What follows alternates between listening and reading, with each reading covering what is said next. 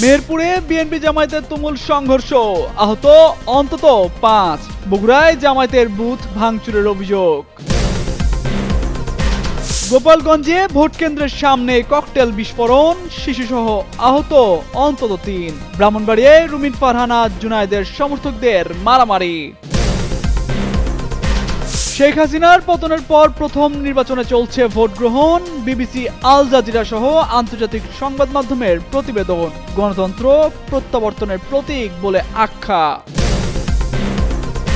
ক্ষমতায় এলে ভারতের সঙ্গে সুসম্পর্ক গড়তে আগ্রহী জামায়াত, নির্বাচনের পর ভারত সফর নিয়ে সিদ্ধান্ত। এনডিটিভিকে ডাক্তার শফিকুর রহমান।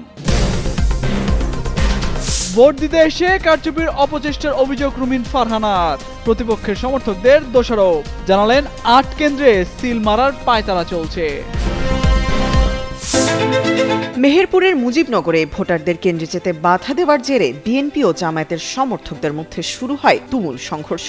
এ ঘটনায় ৫ জন আহত হন। বৃহস্পতিবার সকাল ৯:৩০ দিকে উপজেলার জয়পুর গ্রামে এই ঘটনা ঘটে। এই সময় জামায়াতের ২ জনকে আটক করেছে পুলিশ জানায়, সকাল ৯:৩০ দিকে মুজিবনগর উপজেলার জয়পুর গ্রামে ভোট কেন্দ্রের ১০০ গজ দূরে বিএনপি এবং জামায়াতের সমর্থকদের মধ্যে সংঘর্ষ শুরু হয়। এ সময় দুপক্ষের সংঘর্ষে ৫ জন আহত হয়েছে। খবর পেয়ে পুলিশ ও বিজিবি ঘটনাস্থলে গিয়ে পরিস্থিতি নিয়ন্ত্রণে আনে। মুজিবনগর থানার ওসি জাহিদুল ইসলাম বলেন, সকালে জয়পুর গ্রামে বিএনপি ও জামায়াত সমর্থকদের মধ্যে ভোট কেন্দ্রে যেতে বাধা দেওয়ার অভিযোগে সংঘর্ষ শুরু হয়। পরে খবর পেয়ে পুলিশ ঘটনাস্থলে গিয়ে পরিস্থিতি নিয়ন্ত্রণে আনে। এ সময় ঘটনাস্থল থেকে জামায়াত সমর্থক ২ কর্মীকে আটক করে থানায় নেওয়া হয়েছে। বর্তমানে পরিস্থিতি শান্ত রয়েছে, নির্বিঘ্নে ভোট গ্রহণ চলছে বলেও জানান তিনি।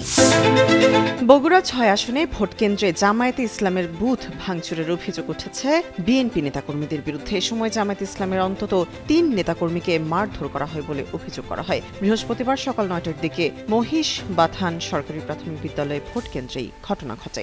জামায়াত ইসলামের অভিযোগ, ঘটনার পর থেকেই শেখের কলা ইউনিয়ন জামায়াতের ৭ নম্বর ওয়ার্ড সভাপতি মাহফুজুর রহমান নিখোঁজ রয়েছেন। খবর পেয়ে সেনাবাহিনী ঘটনাস্থলে গিয়ে পরিস্থিতির নিয়ন্ত্রণে আনে। পরে আশেপাশের এলাকায় অভিযান চালিয়ে জামায়াত ইসলামের ভোট কেন্দ্রের বুথের ভাঙা চেয়ার ও পুড়িয়ে দেওয়া ভোটার তালিকা উদ্ধার করে সেনাবাহিনী। বগুড়া শহর জামাতের গণমাধ্যম বিষয়ক সম্পাদক ইকবাল হোসেন বলেন, বিভিন্ন স্থানের মতো করে বগুড়াতেও জামায়াতের নেতাকর্মীদের উপরে হামলা ও আক্রমণ হচ্ছে। শেখের কোলায় বিএনপি জামায়াতের নির্বাচনী বুথে হামলার পর ওয়ার্ড জামায়াতের সভাপতি মাহফুজকে তুলে নিয়ে গেছে। এখনও তার সন্ধান পাওয়া যাচ্ছে না বলেও অভিযোগ করেন তিনি। বগুড়া সদর থানা পুলিশ বলে, ঘটনাস্থলে আইন শৃঙ্খলা রক্ষাকারী বাহিনীর একাধিক টিম কাজ করছে। জামায়াতের পক্ষ থেকে অভিযোগ আমলে নেওয়া হয়েছে বলেও জানান থানা পুলিশ। ভোট গ্রহণের প্রথম প্রহরেই বিশৃঙ্খলা তৈরি হয়েছে গোপালগঞ্জে। ভোট কেন্দ্রের সামনে ককটেল বিস্ফোরণে শিশুসহ ৩ জন আহত হয়েছেন। বৃহস্পতিবার সকাল ৯:৩০ দিকে শহরের রেশমা ইন্টারন্যাশনাল স্কুল কেন্দ্রে এই বিস্ফোরণের ঘটনা ঘটে। এতে ভোট কেন্দ্রের দায়িত্বরত আনসার সদস্য সুকণ্ঠ মজুমদার ও সেকশন কমান্ডার জামাল হোসেন আহত হন। এছাড়া ভোটারের সঙ্গে আসা আমেনা খানম নামে ১৩ বছরের এক শিশু আহত হয়েছে। বিষয়টি নিশ্চিত করে কেন্দ্রের প্রিসাইডিং কর্মকর্তা জহিরুল ইসলাম বলেন, সকাল ৯টার দিকে দূর থেকে একটি ককটেল ছুড়ে মারে দুর্বৃত্তরা। এতে ২ আনসার সদস্য আহত হন। এছাড়া একজন ভোটারের সঙ্গে আসা শিশুও আহত হয়েছে। এদিকে সারা দেশে উৎসবমুখর পরিবেশে চলছে ভোট গ্রহণ। তবে এর বিপরীত চিত্র আওয়ামী লীগের ঘাঁটি গোপালগঞ্জে। যেন জৌলুস হারিয়েছে নির্বাচন কেন্দ্রগুলোতে। অন্যান্য বছরের তুলনায় ভোটার উপস্থিতি কম। ভোটার উপস্থিতি নেই বললেই চলে। অনেক কেন্দ্রে ধানের শীষের ছাড়া অন্য প্রার্থীর এজেন্ট নেই। ২০২৪ সালের পতনের পর আওয়ামী লীগকে ছাড়া এটি প্রথম নির্বাচন নিয়ে লাইভ আপডেট দিচ্ছে ভারতের একাধিক গণমাধ্যম। এর মধ্যে এনডিটিভির খবরে বলা হয়, এই নির্বাচন অনুষ্ঠিত হচ্ছে সবচেয়ে প্রভাবশালী 2 রাজনৈতিক ব্যক্তিত্ব শেখ হাসিনা এবং খালেদা জিয়ার অনুপস্থিতিতে। অতীতের এক বিস্ময়কর রাজনৈতিক শূন্যতা পূরণ করে তারেক রহমান এতে অংশ নিয়েছেন। তামজিদ মির্জা, যুগান্তর নিউজ।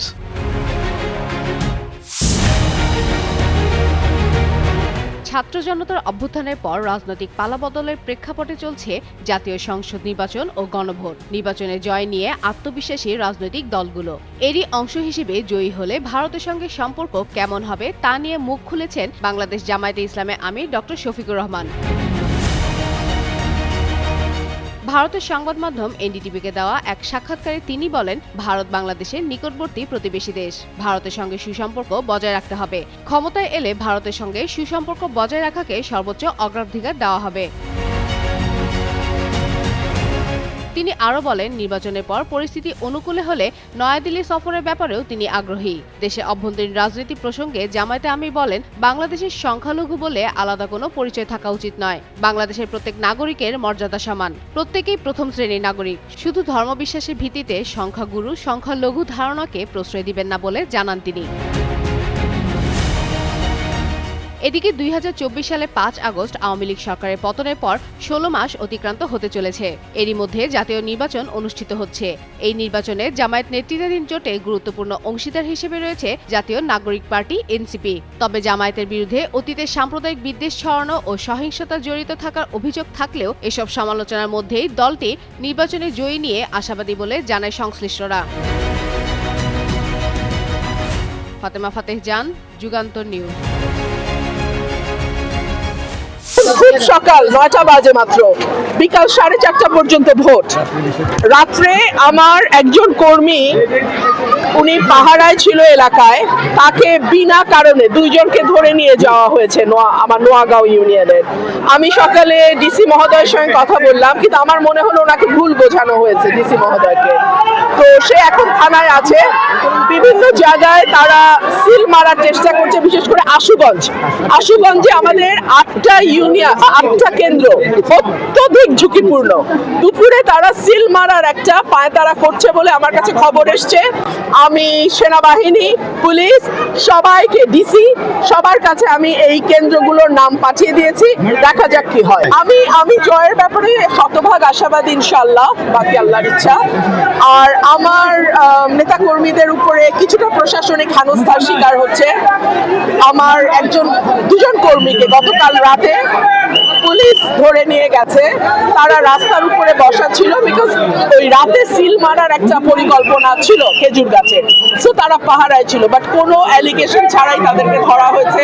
ডিসি মহোদয়ের সঙ্গে আমি কথা বললাম, সম্ভবত তাকে ভুল বোঝানো হয়েছে। আর আমি 8টা কেন্দ্র আশুগঞ্জে, আমি আপনাদের বলবো আশুগঞ্জে আপনারা কিন্তু থাকবেন। আশুগঞ্জে তারা সিল মারার একটা পরিকল্পনা আছে। আমি সেনাবাহিনী, পুলিশ, ডিসি সবাইকে কেন্দ্রগুলো যেগুলো অতি ঝুঁকিপূর্ণ নাম দিয়ে দিয়েছি। দেখা যাক কি হয়।